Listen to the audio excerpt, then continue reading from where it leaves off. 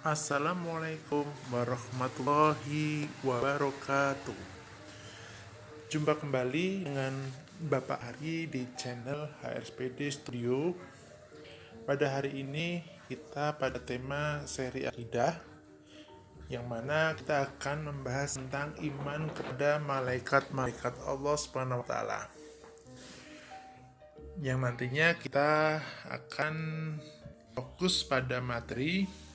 Yang pertama, pengertian iman kepada malaikat Allah Subhanahu wa taala. Kemudian yang kedua, sifat-sifat malaikat Allah Subhanahu wa taala. Dan yang ketiga adalah 10 nama dan tugas malaikat-malaikat Allah Subhanahu wa taala.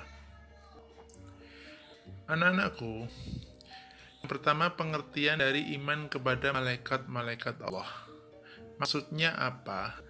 Di sini iman kepada malaikat-malaikat Allah Subhanahu wa taala artinya adalah percaya kepada adanya malaikat-malaikat Allah Subhanahu wa taala. Allah menciptakan malaikat yang sangat banyak sekali. Tapi kita wajib minimal mengetahui 10 nama malaikat. Kemudian yang kedua, sifat-sifat malaikat Allah Subhanahu wa taala. Malaikat itu diciptakan dari nur ilahi atau cahaya, yang mana cahaya dari Allah Subhanahu wa taala. Malaikat itu sendiri memiliki sifat. Yang pertama, selalu taat pada Allah Subhanahu wa taala. Yang kedua, makhluk Allah Subhanahu wa taala yang tidak tampak atau gaib. Yang ketiga, senantiasa mengucap tasbih dan subhanallah. Dan yang keempat, tidak memiliki nafsu seperti manusia. Kadang manusia memiliki nafsu makan, memiliki nafsu berketurunan, tetapi malaikat itu senantiasa taat dan tidak memiliki nafsu seperti itu. Sekarang kita akan masuk pada 10 nama malaikat dan tugasnya. Yang pertama, malaikat Jibril. Malaikat Jibril menyampaikan wahyu.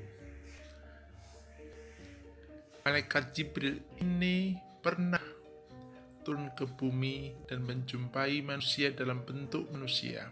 Contohnya ketika malaikat Jibril bertemu dengan Rasulullah Nabi Muhammad SAW. Dia menyerupai manusia yang berjubah putih dengan menanyakan tentang iman, Islam, dan ihsan. Kemudian yang kedua adalah malaikat Mikail. Malaikat Mikail bertugas membagi rezeki.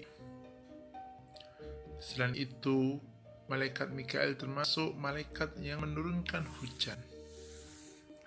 Dan yang ketiga adalah malaikat Israel.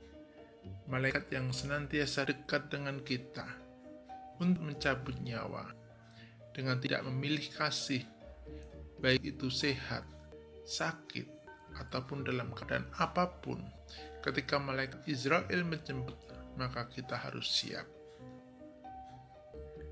Kemudian yang ketiga adalah malaikat Israfil.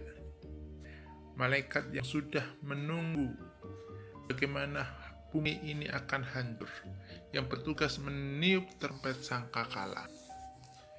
Ketika tiupan pertama, malaikat Israfil akan menghancurkan seluruh alam semesta, kecuali apa yang dikehendaki oleh Allah SWT.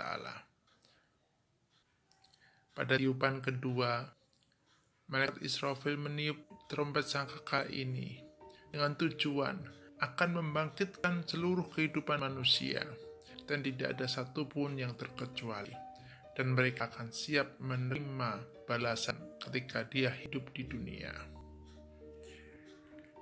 Anak-anakku, kemudian yang kelima adalah malaikat Raqib. Malaikat yang bertugas mencatat amal baik. Seluruh amalan kita akan tercatat oleh malaikat. Untuk itu, marilah kita senantiasa untuk berlomba-lomba melakukan kebaikan, agar catatan kita semakin banyak di depan malaikat raqib. Kemudian yang keenam adalah malaikat atid. Malaikat yang bertugas mencatat amal buruk. Ketika seseorang beramal yang jelek, ketika seseorang berbuat maksiat, ketika seseorang berkata kotor, maka malaikat atid selalu mencatat. Malaikat raqib dan atid inilah yang berada di kanan kiri kita, yang siap mencatat amalan kita, baik itu baik maupun amal yang buruk. Dan selanjutnya adalah malaikat mungkar. Malaikat mungkar ini bertugas menanyai kita di alam kubur. Siapakah Tuhanmu? Siapakah nabimu? Siapakah temanmu? Apa amalmu? Itulah pertanyaan-pertanyaan yang nanti akan ditanyakan malaikat mungkar kepada kita. Apakah kita sudah siap? Tentu ketika kita di dunia jarang sekali mengucapkan kalimat Allah, jarang sekali mengucapkan kalimat Allahu Akbar, jarang sekali mengucapkan kalimat Astagfirullah, jarang sekali mengatakan kalimat-kalimat bacaan sholat. Tentunya ketika di alam kubur, bila mana itu tidak pernah dilakukan, sungguh mustahil. Tetapi mudah-mudahan kita akan berada dalam lindungannya ketika kita melakukan amal doa-doa maupun bacaan sholat dengan sebaik-baiknya. Selanjutnya, malaikat nakir. Malaikat ini bersama dengan malaikat mungkar sama menanyai kita dalam kubur. Kemudian yang kesembilan, ketika amalan kita sudah ditimbang, kemudian ketika tangan kanan kita menerima dengan catatan yang baik, maka malaikat Ridwan akan menunggu kita. Malaikat yang tugas menjaga pintu surga, yang menemani kita dengan hidangan, dengan minuman yang memanjakan pada kita. Dan yang terakhir adalah malaikat Malik yang menjaga pintu neraka, yang sangat kejam, bengis terhadap para penduduk ahli neraka, yang mereka ketika di dunia sering berbuat maksiat, sering berbuat keonaran, dan mereka itulah yang nantinya akan dimasukkan ke dalam mereka. Dan mereka termasuk orang-orang yang berbuat syirik, berbuat kufar, tidak mau melaksanakan sholat. Ini nanti hati-hati, pintu neraka siap menerima kita. Kemudian kepada anakku semuanya, tinggal kita memilih bagaimana sikap kita. Kalau kita meyakini iman kepada malaikat, tentunya mari kita senantiasa berbuat baik, karena malaikat Allah senantiasa mengawasi kita. Dan Allah pun berjanji ketika manusia itu tetap iman dan Islam, tetap melaksanakan sholat, dan tidak kufur kepada beliau, tidak menyekutukan, insya Allah mudah-mudahan kita termasuk orang yang dilindungi, dan mudah-mudahan kita termasuk orang yang diberikan syafaat Nabi Muhammad SAW. Kita hanya bisa berdoa dan berdoa. Sekian dari Pak Hari.